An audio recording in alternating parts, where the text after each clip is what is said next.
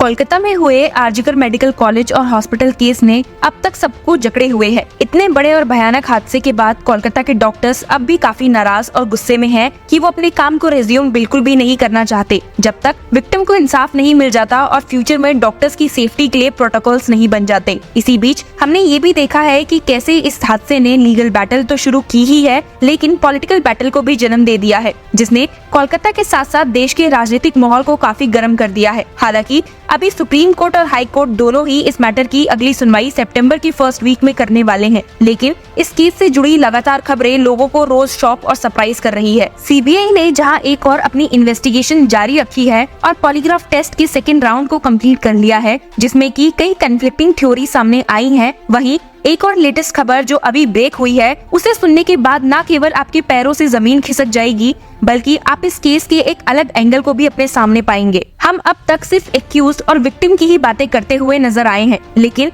अब इस केस में पहली बार विक्टिम के पेरेंट्स को लेकर भी एक खबर सामने आई है, जिसको सुनकर आपका दिल दहक उठेगा। कोलकाता के एक टिपिकल मिडिल क्लास घर में एक सुबह आम सुबह की तरह ही थी, लेकिन उन्हें क्या पता था कि एक ऐसी ट्रेजेडी घटित होने वाली है जो उस परिवार की दुनिया हमेशा के लिए उजाड़ देगी। उन पेरेंट्स ने, जिन्होंने अपनी बेटी के उज्जवल भविष्य के लिए अपनी जिंदगी निवेदित कर दी थी, अपने रोजाना की रूटीन में व्यस्त थे। उनकी 31 साल की डॉक्टर बेटी पर वो नाज करते थे, जो कि आरजीकर मेडिकल कॉलेज और हॉस्पिटल में काम करती थी, जो कोलकाता के प्रमुख हॉस्पिटल्स में से एक है, और उस रात उसकी एक लंबी ड्यूटी थी। पिछली रात करीबन 11:30 बजे विक्टिम ने अपनी माँ को फोन किया। ये कॉल एक आम कॉल था, जिसमें रूटीन की बातचीत थी। बेटी अपने माँ बाप से बात कर रही थी। उनकी माँ ने ज्यादा देर तक कॉल नहीं की, बिना ये जाने कि ये कॉल उनकी बेटी के साथ उनका आखिरी कॉल होगा। 9 अगस्त की सुबह बिल्कुल वैसे ही शुरू हुई जैसे रोज होती थी, लेकिन आधे घंटे के अंदर उन्हें क्या पता था कि 3 फोन कॉल्स उनकी दुनिया को हमेशा के लिए बदल देंगे और उन्हें एक ऐसे नाइटमेयर में डाल देंगे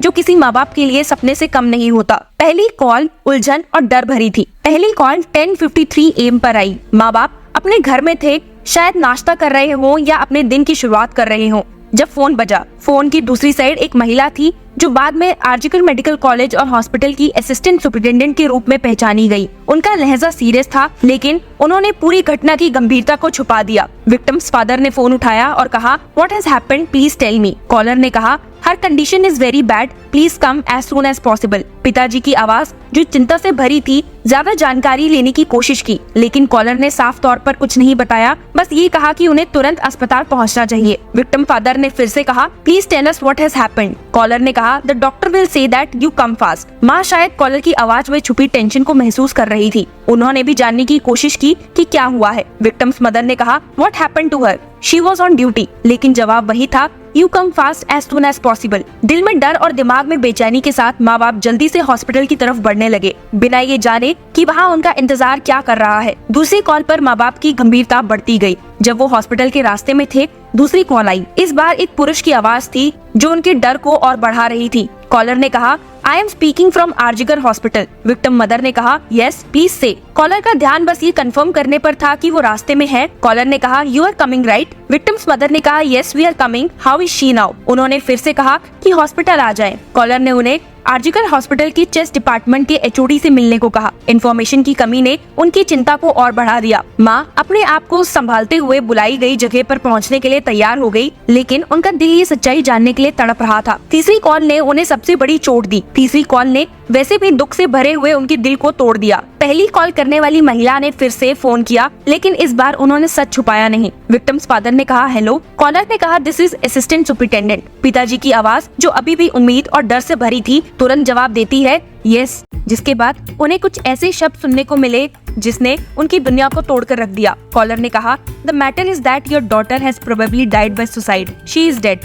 police are here, we all are here, please come as soon as possible. एक पल के लिए सन्नाटा छा गया, फिर पिताजी ने जवाब दिया, we are coming right away. Background में माँ की चीख फोन में गूंज उठी। एक रॉ वाइसीरियल रिएक्शन जो ये असंभव खबर सुनकर उनके दिल से निकलता है, माई डॉटर इज नो मोर। ये तीनों कॉल्स के बाद एक ऐसी घटना शुरू हुई जो किसी माँ बाप के लिए सह नहीं जा सकती। गम में डूबे ये माँ बाप हॉस्पिटल पहुँचे, लेकिन वहाँ उन्हें सवालों, देरी और एक ऐसी सच्चाई का सामना करना पड़ा जो उनके भरोसे को तोड़ कर रख देगी और उनके विश्वास को झटका दे देगी। जब माँ बाप आरजीकर मेडिकल कॉलेज और हॉस्पिटल पहुँचे तो उन्हें इंतजार करवाया गया। माँ बाप का कहना है कि उन्हें 3 घंटे तक इंतजार कराया गया, इससे पहले कि उनकी बेटी से मिलने दिया जाए। ये देरी उन्हें लगता है सिर्फ एक समय की कमी नहीं थी, बल्कि ये जानबूझकर किया गया था ताकि सच्चाई को छुपाया जा सके। कोलकाता पुलिस हालांकि इस टाइमलाइन को अस्वीकार करती है। उन्होंने सीजीआई लेड बेंच के सामने कहा है कि माँ बाप 1 बजे हॉस्पिटल पहुँचे और 10 मिनट के अंदर उन्हें सेमिनार हॉल ले जाया गया, जहाँ उनकी बेटी का शव पाया गया था। इन 2 अलग अलग कहानियों के बीच का ये फर्क माँ बाप के दर्द और शंका को और गहरा कर रहा है। जब उन्हें आखिर में उनकी बेटी के पास ले जाया गया तो उन्हें एक ऐसा दृश्य मिला जो उनकी जिंदगी भर याद रहेगा। उनकी बेटी,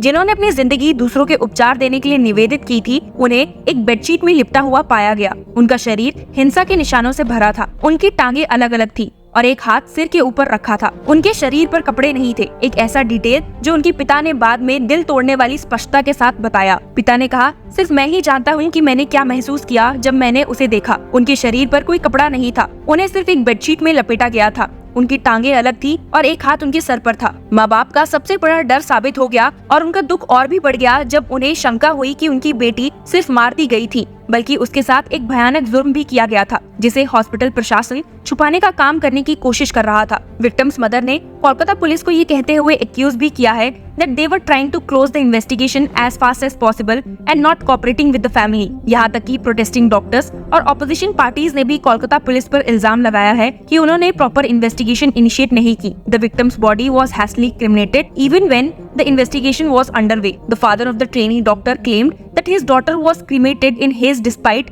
2 more bodies being present there। एक ऑफिशियल ने कहा था कि पुलिस ने उन्हें क्रीमेशन प्रायोरिटी पर करने के लिए कहा क्योंकि a huge crowd gathered at the crematorium। यहाँ तक कि पुलिस के एफआईआर रजिस्टर करने की देरी पर भी सुप्रीम कोर्ट बेंच को काफी भड़कते हुए देखा गया था। सीजीआई ने कोलकाता पुलिस को स्लैम करते हुए इन्वेस्टिगेशन और एफआईआर की देरी में लैप्सेस के बारे में पूछा था। इस ट्रेजेडी के बाद हॉस्पिटल प्रशासन के किरदार पर भी सवाल उठाए गए हैं। क्यों हॉस्पिटल प्रशासन, जो उस वक्त प्रिंसिपल डॉक्टर संदीप घोष के नेतृत्व में था, ने तुरंत पुलिस कंप्लेंट दर्ज नहीं करवाई? क्यों रात के लेट आज तक एक एफआईआर दर्ज नहीं हुई, और वो भी तब जब विक्टिम के पिता ने एक फॉर्मल कंप्लेंट दर्ज करवाई थी? ये सवाल इस केस के मूल में है, जिसे कलकत्ता हाई कोर्ट और सुप्रीम कोर्ट दोनों ने उठाया है। कोर्ट्स ने हॉस्पिटल की पुलिस को तुरंत इन्वॉल्व करने में देरी पर सवाल उठाए हैं, और क्यों माँ बाप को तुरंत उनकी बेटी की असली हालत के बारे में नहीं बताया गया। ये इशारा कि माँ बाप को ये गलत सूचना दी गई, उनकी बेटी ने सुसाइड किया है, बजाय इसके कि उन्हें सस्पेक्टेड फाउल प्ले के बारे में बताया जाए, इसने रोष को और बढ़ा दिया है। बेटी की मौत के बाद माँ बाप का फोकस सिर्फ एक था,